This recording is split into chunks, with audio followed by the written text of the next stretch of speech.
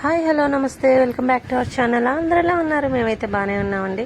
ఈరోజు మేము ఎక్కడికి వెళ్తున్నాం అనుకుంటున్నారా? ఎక్కడికి లేదండి, పండు వెన్నెల్లో కాదండి, మిట్ట మధ్యాహ్నం కాడనుకోండి. ఆల్మోస్ట్ 10 అయింది. మేము 10కి ఏంటంటే ఎప్పటి నుంచో ఒక గుడికి నడుచుకుంటూ వెళ్ళాలని అనుకున్నాను.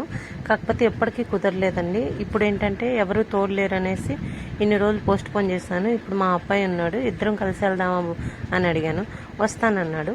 ఇక్కడ మేము ఉండే దగ్గర నుంచి ఒక 3 కిలోమీటర్స్ పైన ఉంటుందండి. పొద్దున్నే అనుకున్నాము వెళ్దామనేసి, అందుకనేసి నడుచుకుంటూ వెళ్ళామన్నమాట. కాకపోతే అసలు నాకు వెళ్ళినట్టే అనిపించలేదండి. ఎంత బాగా పీస్ఫుల్గా వెళ్ళిపోయాను. అసలు నడవలేనేమో అనుకున్నాను. కానీ ఒక బాటిల్ వాటర్ పోసుకున్నామండి.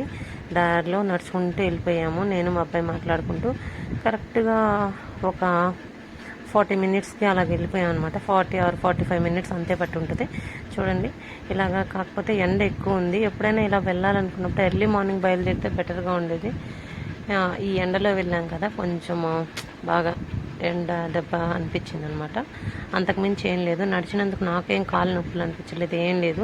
ఎందుకంటే డైలీ నేను ఊర్లో ఏదైనా కావాలంటే నడుచుకుంటూ పోయి తెచ్చుకుంటుంటాను. అందుకని నాకు ఏం అనిపించలేదండి. మా అబ్బాయికి కూడా ఏం అనిపించలే, బాగానే అనింది. ఇది కనీసం 1 year నుంచి వెళ్ళాలనుకుంటున్నానండి. అప్పటి నుంచి ఎందుకో ఏమో దేవుడు నాకు వెనకేస్తూనే ఉన్నాడు. ఈ రోజుకి నాకు ఎందుకో పొద్దున్నే ఇంకేమన్నా కానీ వెళ్ళాలని డిసైడ్ అయ్యాను, వెళ్ళిపోయాను. అలా ఏవైనా దేవుడికి మొక్కొని ఉంటే మాత్రం పెండింగ్ పెట్టుకోవద్దండి, ఎప్పటికప్పుడు క్లియర్ చేసుకుంటూ ఉండండి. అలా క్లియర్ చేసుకుంటే మనకి ఏమి ఇబ్బంది ఉండదు. లేదంటే అలా పెండింగ్ పెట్టుకున్నాం అనుకో, మనం ఏదైనా అనుకొని జరగట్లేదే అని కొంచెం, అంటే ఇప్పుడు మనం అక్కడ మొక్కున్నాము, మనం తీర్చుకోలేదు, దానివల్ల ఉండొచ్చు అనిపిస్తుంది.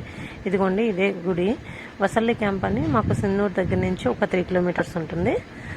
అక్కడ రోడ్డు మీదే ఉంటుందండి, రోడ్డుకి సైడే, అంత లోపలికి కూడా ఏముండదు, రోడ్డు మీదకే ఉంటుంది. ఇదిగోండి గుడి. మేము వచ్చేసామన్నమాట గుడికి. ఇక్కడ ఇంకా కాళ్ళు అవి కడుక్కొనేసి, మా అబ్బాయి ఏమో పాపం క్యాప్ పెట్టానండి, బాగా ఎండగా ఉందనేసి. కానీ నాకు కొన్ని ఎందుకో అండి, ప్రతిదీ నేను ఒకటి అనుకుంటే ఒకటి ఆపోజిట్ జరుగుతూ ఉంది. ఎందుకో నా లైఫ్లో అర్థం అవ్వట్లేదు. నాకు మనశ్శాంతిగా అనిపించడం లేదు. ఈరోజు అక్కడికి వెళ్ళేసి కొద్దిసేపు కూర్చొని వద్దామనిపించి ఇంకా వెళ్ళిపోయాను అనమాట. ఏం ఆలోచించలేదు, ఎండ లేదు, ఏమీ లేదు. కానీ నాకు వెళ్ళొచ్చిన తర్వాత చాలా ప్రశాంతంగా అనిపిస్తుంది. అంటే ఓకే, ఏదో గుండెల మీద భారం తగ్గిపోయింది అని.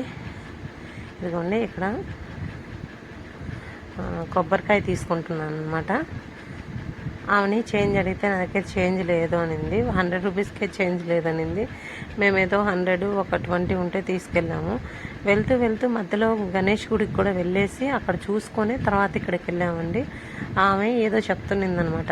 ఆమె చుట్టూ నల్లగా ఉన్నింది. నేను అడిగాను, మీ చుట్టూ నల్లగా ఉంది కదా, మీరు ఏమన్నా వాడతారా అని. ఆవిడ ఏం వాడరంటండి, కొబ్బరి నూనె అంట. మనం వాడినా కానీ మన జుట్టు ఎందుకో తెల్లగా అయిపోతుందండి. వాళ్ళవి మాత్రం బాగుంటాయి. కర్ణాటకలో తొందరగా జుట్టు నల్లగా ఉంటుందండి, తెల్లబడదు.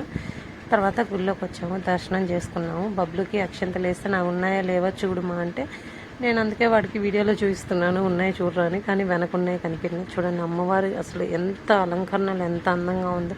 నాకు ఇలాగా నిండు అలంకరణలు అమ్మవారిని చూస్తే మాత్రం నిజంగా గుండెల మీద ఎంతో భారం తగ్గినట్టు ఉంటుంది. ప్రశాంతంగా వెళ్ళేసి దర్శనం చేసుకొని నా ముక్కు అనేది తీర్చుకొని వచ్చాను. మీరు కూడా దర్శించుకొని ఏమన్నా అనుకోవాలంటే అనుకోండి. మీకు కూడా అందరికీ మంచి జరిగిద్ది. ప్రతి ఒక్కరికి అందరికీ మంచి జరగాలని మనస్ఫూర్తిగా కోరుకుంటున్నాను. మా వీడియోస్ ఎవరైనా కొత్తగా చూస్తూ సబ్స్క్రైబ్ చేసుకోకపోతే ప్లీజ్ సబ్స్క్రైబ్ చేసుకోండి. ఎవరికైనా యూజ్ అవుతుందంటే మాత్రం షేర్ చేయండి. ఇంతకన్నా ఏమీ చెప్పలేనండి.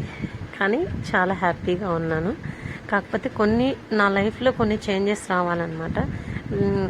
అంటే ప్రస్తుతానికి నా పరిస్థితి ఎలా ఉందంటే కొంచెం గడిచేది కష్టంగా ఉంది.